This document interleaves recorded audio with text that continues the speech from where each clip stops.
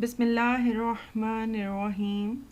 السلام علیکم ورحمۃ اللہ وبرکاتہ۔ عزیز طلباء و طالبات، آپ سب کیسے ہیں؟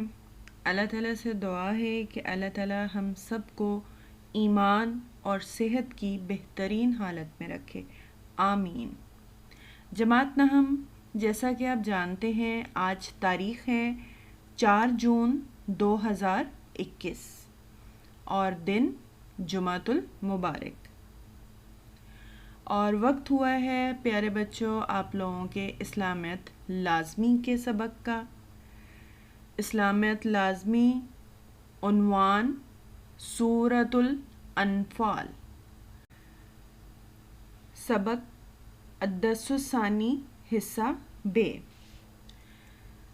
جیسا کہ آپ جانتے ہیں بچوں، آپ لوگوں نے پچھلے 2 لیکچرز میں جو ہے سورۃ الانفال الدرس الثانی حصہ بے کا لفظی اور با محاورہ ترجمہ پڑھا تھا، اور اس کے ساتھ ساتھ مفہوم بھی آپ نے سمجھا تھا۔ آج الدرس الثانی حصہ بے کے آخر میں دیے گئے الکلمات والتراکیب، جس میں کہ کچھ الفاظ دیے گئے ہیں، ان کے معنی آپ لوگ یاد کریں گے اور لکھیں گے، اور اس کے ساتھ ساتھ التمارین میں 3 سوالات موجود ہیں جس کے آپ جواب یاد کریں گے اور پھر اپنی کاپی پر لکھیں گے۔ آئیں ہم اپنے سبق کا آغاز کرتے ہیں۔ یہ ہیں الکلمات والتراکیب جو کہ الدرس الثانی حصہ بے کے آخر میں موجود ہے۔ یہاں پہ کچھ الفاظ دیے گئے ہیں اور ساتھ ان کے معنی بتائے گئے ہیں۔ تو پیارے بچوں، آپ لوگوں نے جب ترجمہ پڑھا تھا تو آپ لوگوں نے اس وقت لفظی بھی کیا تھا اور با محاورہ بھی۔ تو لفظی کا آپ کو فائدہ یہ ہے کہ اب آپ جب ان الفاظ کو پڑھیں گے تو آپ کو ان کے معنی آتے ہوں گے، لیکن ہم ایک بار پھر دہرائیں گے تاکہ زیادہ اچھے طریقے سے یاد ہو جائے۔ آپ نے اس کو یاد کرنا ہے اور اس کے بعد آپ نے اپنی کاپی پر اسے لکھنا بھی ہے۔ اور سب سے پہلے آپ نے کیا لکھنا ہے؟ کاپی پر تاریخ لکھنی ہے۔ تاریخ ہے آج 4 جون 2021 اور دن جمعۃ المبارک، اور اس کے بعد آپ نے اپنے کام کا آغاز کرنا ہے۔ سب سے پہلا لفظ ہے مضت۔ مضت کا مطلب گزر چکے۔ اس کے بعد ہے یوم الفرقان۔ بچوں، آپ کو یاد ہے میں نے آپ کو یوم کا کیا معنی بتایا تھا؟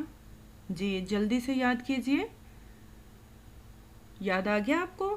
جی، یوم کا مطلب ہے دن، اور الفرقان کا کیا مطلب ہے؟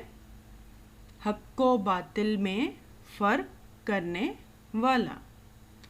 یوم الفرقان، حق و باطل میں فیصلے کا دن، یا آپ اکیلا فیصلے کے دن یا فیصلے کا دن بھی لکھ سکتے ہیں۔ اچھا، مجھے یہ بتائیے کہ یہ فیصلے کا دن کون سا تھا، یعنی کہ یوم الفرقان میں کس دن کی جانب اشارہ کیا گیا؟ کس دن حق و باطل کا فیصلہ ہوا تھا؟ جی، غزوہ بدر کا دن، جس دن حق و باطل کا فیصلہ ہوا تھا کہ حق کیا ہے اور باطل کیا ہے۔ اس کے بعد آگے ہے العدوۃ الدنیا۔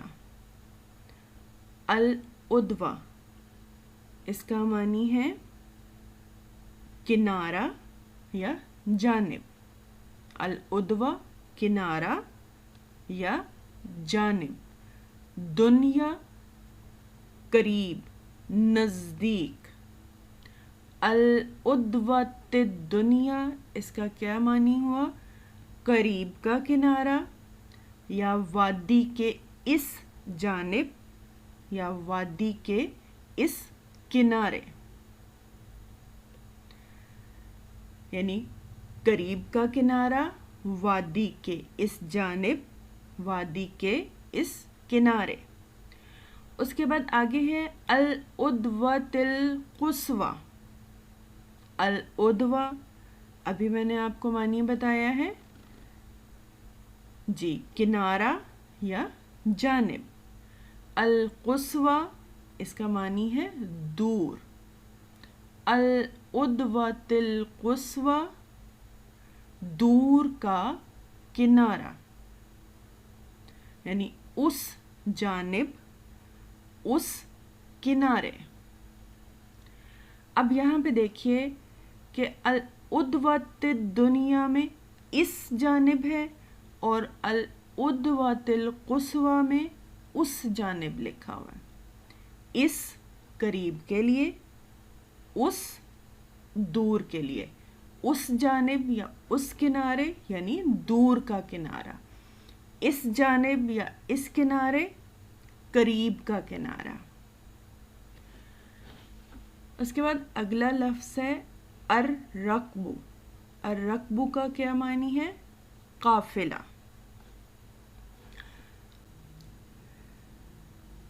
ला फशिलतुम, ला फशिलतुम, ला का क्या मानी है?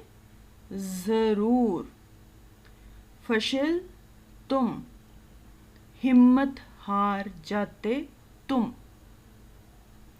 ला ज़रूर, फशिल तुम हिम्मत हार जाते। ला फशिल तुम का मतलब हुआ तुम ज़रूर हिम्मत हार जाते, नामर्दी दिखाते, या तुम ज़रूर बुज़दिली दिखाते, तुम ज़रूर हौसला हार देते। उसके बाद आखिरी लफ्ज़ है युक़ल्लिलु। इसका मतलब है कम करके दिखाता है, थोड़ा करके, यानी कम करके, थोड़ा करके दिखाता है। बच्चों, आप लोगों ने ये अल्फाज अपनी कॉपी में लिखने हैं और फिर इनके मानी लिखने हैं। बेहतर तरीका ये है कि आप पहले अपनी कॉपी तैयार कर लें, अल्फाज लिख लीजिए, ठीक है, ये जो अरबी है। उसके बाद अगर आपको भूलता है, मुझे उम्मीद है कि आपको आता है सबको ना, लेकिन फिर भी अगर किसी को है कि मुझे अभी मज़ीद याद करने की ज़रूरत है तो उसे याद कर लें और उसके बाद फिर कॉपी पे इनके मानी लिखें। इस तरह आप ख़ुद को चेक भी कर लेंगे कि आपकी कोई गलती नहीं है, या अगर है तो उसको आप दुरुस्त कर लेंगे, ठीक है। उसके बाद है अत-तमारीन, जिसमें 3 सवाल हैं दिए गए। पहला सवाल है इस सबक में माले गनीमत की तकसीम के बारे में क्या हुक्म दिया गया है। दूसरा सवाल है अल्लाह ताला ने ग़ज़वा बदर में मुसलमानों की कामयाबी के लिए किस किस खुसूसी इनामों एहसान का ज़िक्र फरमाया है। और तीसरा सवाल है मंदरजा ज़ैल इबारत का मफ़हूम बयान कीजिए। वक़ातिलूहुम हत्ता ला तकूना फ़ितनतुम व यकूनद्दीनु कुल्लुहु लिल्लाहि। ये मैं आपको तहरीरी शक्ल में आगे दिखाती हूँ और उसके साथ साथ मैं आपको पढ़ा दूँगी। आपने उसको याद करना है और कॉपी में लिखना है। जी बच्चों, अब हम सवालात के जवाब की तरफ आते हैं। पहला सवाल है इस सबक में माले गनीमत की तकसीम के बारे में क्या हुक्म दिया गया है।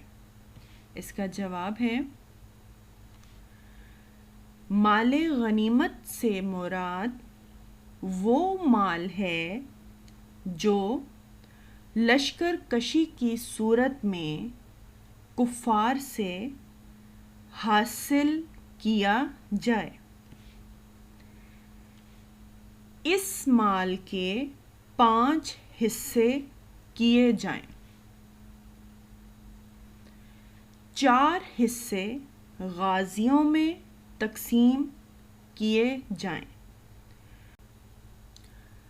اور 5واں حصہ جو خمس کہلاتا ہے اس کے متعلق اللہ کا ارشاد ہے،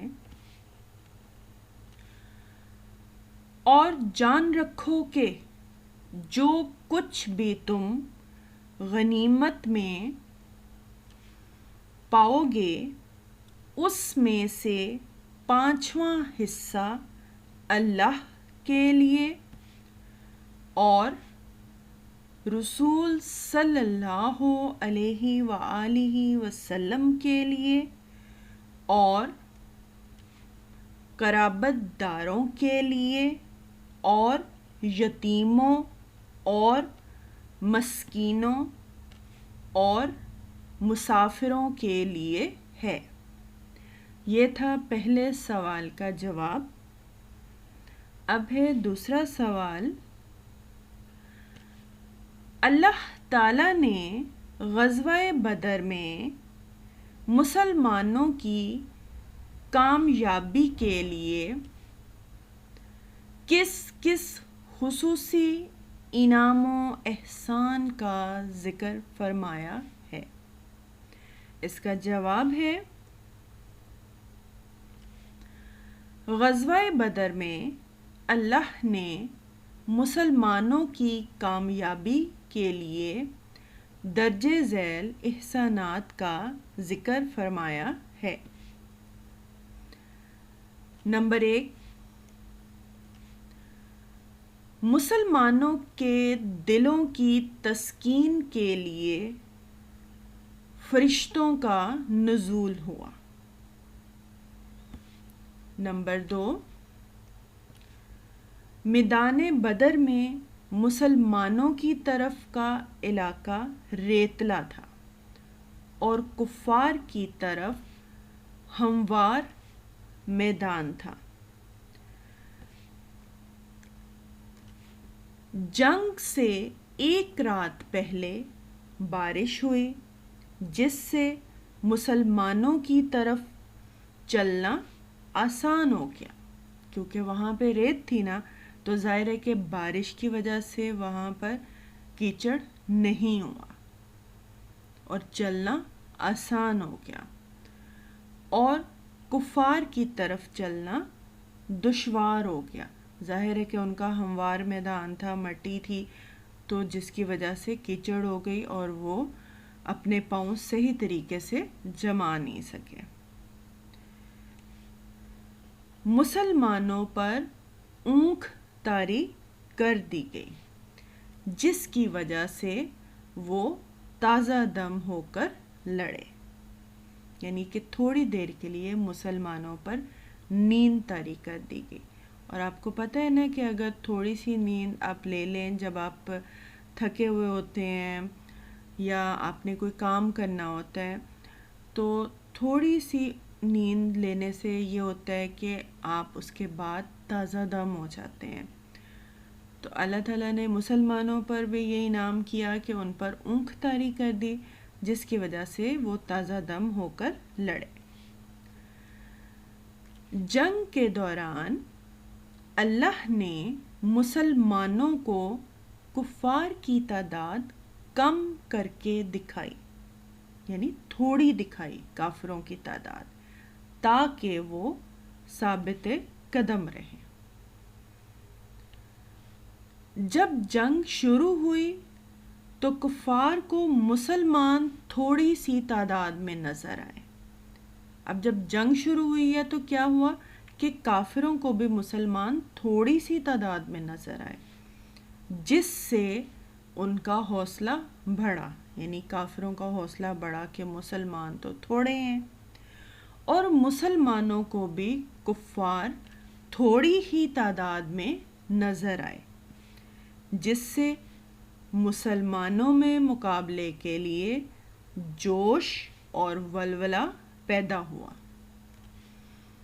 اب یہ جو جوش اور ولولہ پیدا ہوا تھا، اسی ایمانی جذبے اور جوش سے اللہ تعالیٰ نے مسلمانوں کو فتح اور کامرانی سے ہمکنار کیا، یعنی کہ مسلمانوں کو فتح نصیب ہوئی۔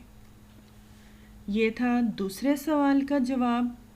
اب تیسرا سوال ہے، مندرجہ ذیل عبارت کا مفہوم بیان کیجیے۔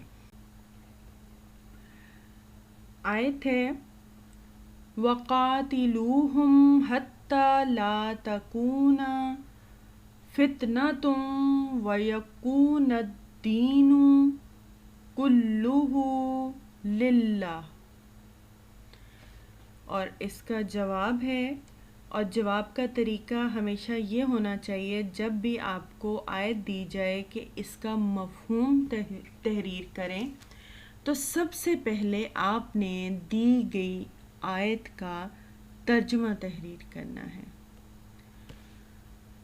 اور ان کافروں سے لڑتے رہو۔